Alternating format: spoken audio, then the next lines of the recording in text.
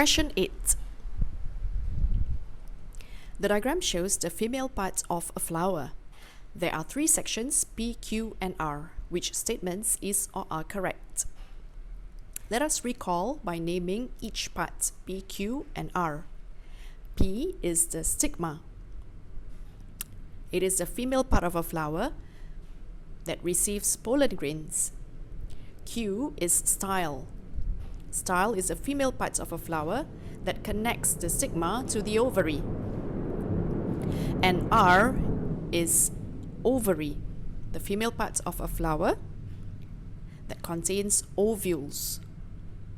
And after fertilization, ovary will turn into a fruit while the ovule will develop into a seed.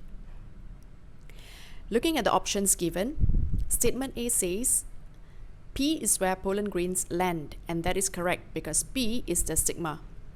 So if A is correct, cross out option 3. Statement B says Q is where fertilization occurs. That is not true. Fertilization occurs in the ovary. Cross out option B, hence cross out option 4. And C, R is where a seed develops. That is true. The ovule will turn into seed after fertilization. Therefore, the answer to this question is option 2.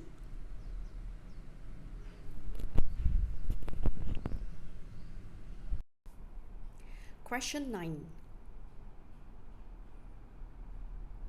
Devi wanted to know if substance S could keep ants away.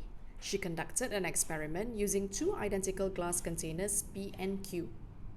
Whenever we see a statement to know if, that is the aim of the experiment.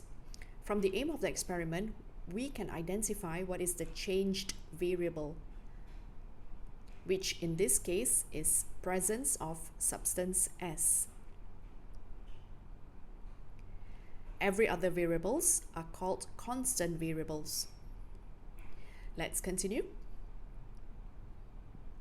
In P, she put in some ants, food, and substance S as shown. Which diagram shows correctly what must Devi put into glass container Q for a fair test? This question is testing on what makes an experiment a fair test.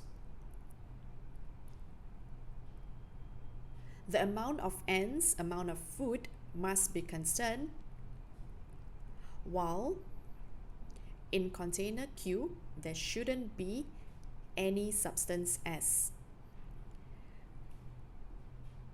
We're going to cross out the options that contain substance S, and that is options 1 and option 3.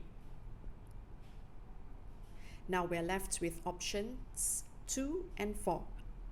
Cross out option 4, which shows different number of ants and different number of food.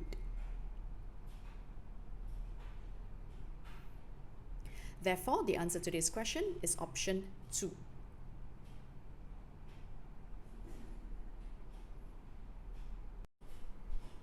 Question 10. The graph shows how the amounts of light affects the rate of photosynthesis. Looking at the graph given, the horizontal line shows the amount of light in units and the vertical line shows rates of photosynthesis in units. Sherwin and Michael made the following statements. Sherwin said the rate of photosynthesis increases when the amount of light increases from 0 to 1,500 units. Michael said above 1,500 units, increasing the amount of light has no effect on the rate of photosynthesis. Who is or are correct? Let's study the graph together. The graph shows that as the amount of light increases from 0 to 1,500 units, the rate of photosynthesis increases. But as the amount of light increases from 1,500 to 2,000, the rate of photosynthesis remains constant. Hence, both Sherwin and Michael are correct. Therefore, the answer to this question is option 3.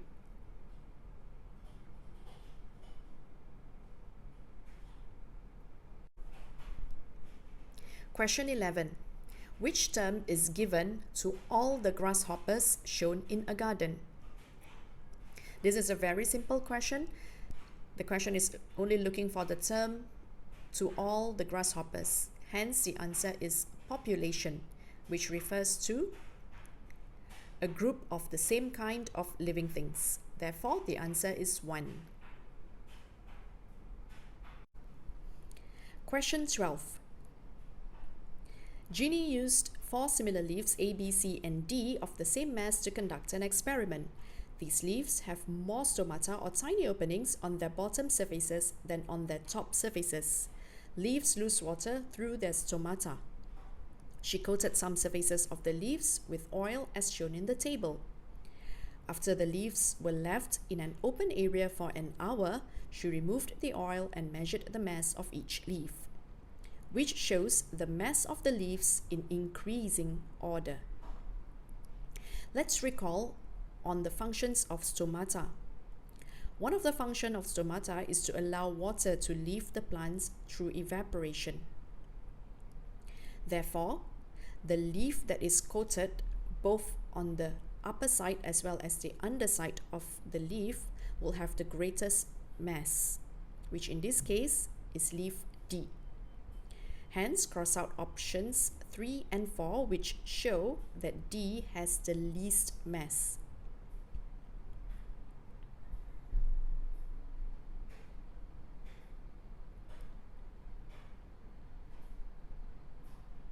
Now, let's identify the leaf with the least mass, which in this case is leaf A because it is not coated with oil. Thus, it allows water vapor to escape easily.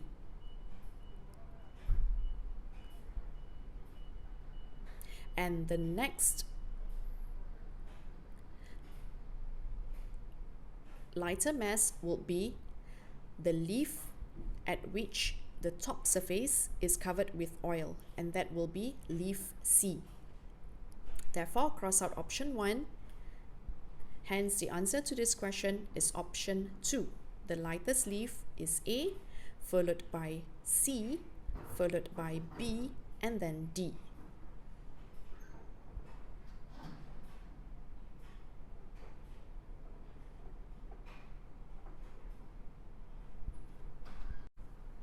Question 13. Fatima investigated the effect of light on the germination and growth of plant M. This shows that the change variable is the presence of light. She placed 3 seeds in each of 2 identical containers, R and S, and watered them daily.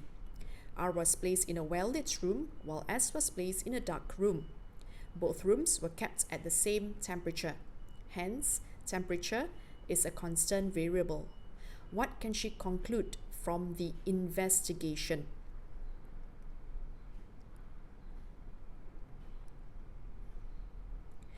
Looking at both setups, we can easily conclude that light is not needed for germination. Hence, statement B is correct. The seeds do not need light for germination. Cross out option 1. Statement A says the seeds need warmth for germination. This is a correct statement, but it is not relevant to the question because temperature remains the same for both rooms. Hence, we cannot take A as the answer. Cross out option 4. C says the seedlings grow faster in the dark, and we can easily see that from the diagram. Therefore, the answer to this question is option 3. Question 14. Tiamin placed 5 fruit flies in a jar containing food and water. The diagram shows the number of fruit flies over 25 days. Which row gives the correct conclusion and reason for death of the flies? The conclusion based on observation from day 1 to day 17, we can see that the number of fruit flies increase. Hence, living things reproduce. Cross out options 1 and 3.